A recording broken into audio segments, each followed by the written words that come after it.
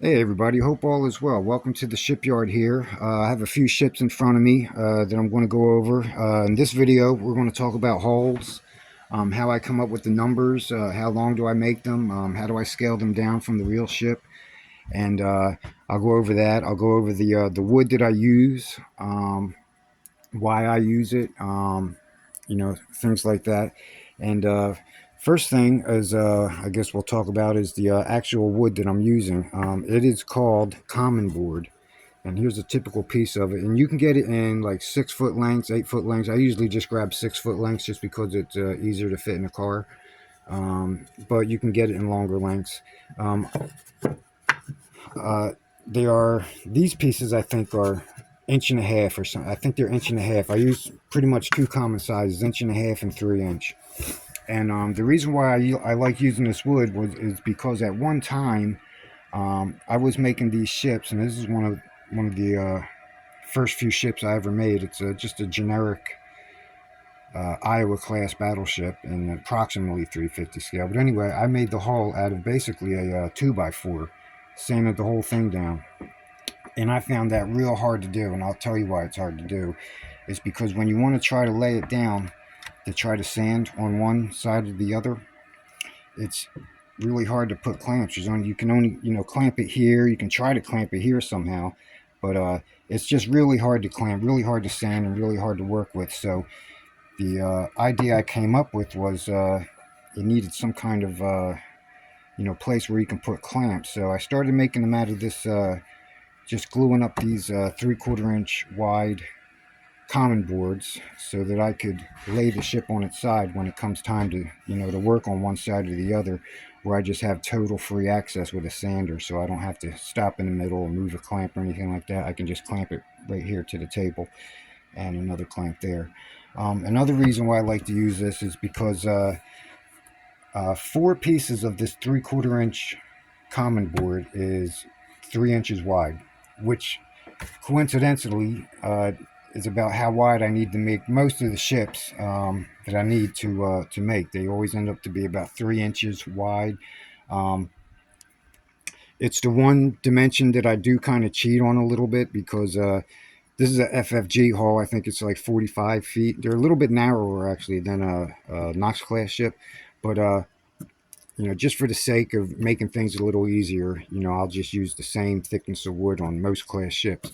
If I do have to make a ship a little wider, a little smaller, here's a future minesweeper. It needs to be, I think it needed to be about 3 1/4. So it just was a little bit too small to cheat with. So I wound up putting a 1/4 inch spacer in the middle of it just to give it that extra uh, width that I needed. So you can see it's actually a little bit wider than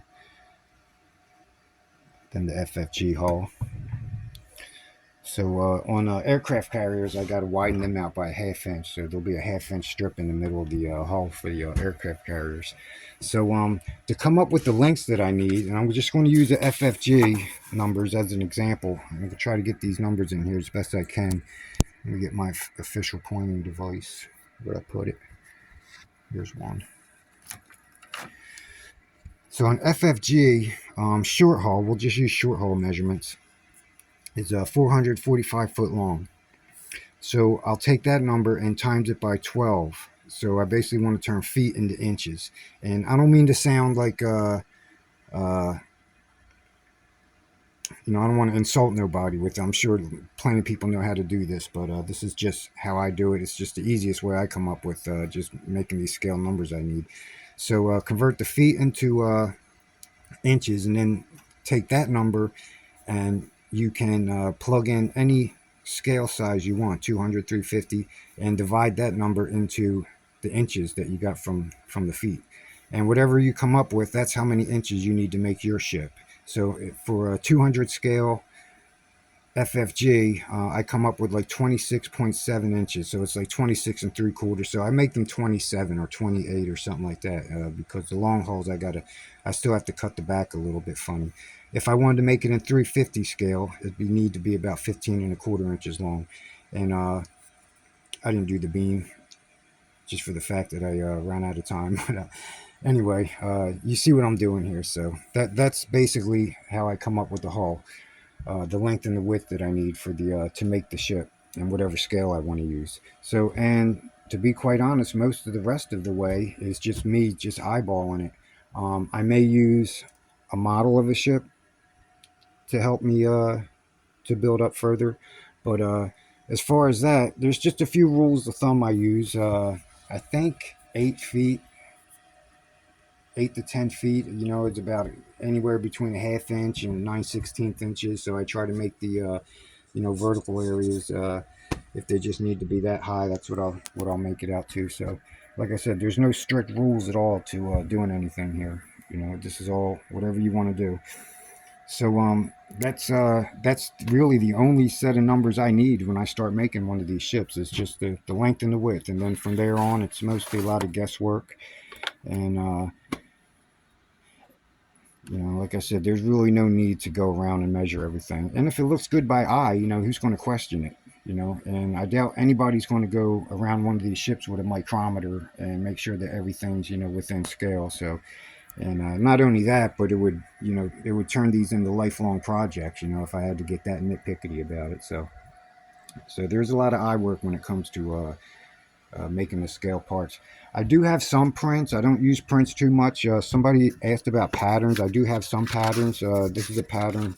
These are patterns for the Ticonderoga class ships and Spruance class ships, which I want to get started on again. I know there's a lot of Sprue Can guys been waiting for their ships, so I do have one or two holes up there in the rack, I believe, already started on. So that's about it. If there's anything that I didn't go over, I know I forgot stuff, man. I'm doing this without a script, so I try to think of as much as I can to tell you guys, and I know I can't think of everything. So if there's anything I didn't go over, something you're still interested in, man, just leave it in the comments. And once again, thanks for watching, and I'll talk to you all later. Bye bye.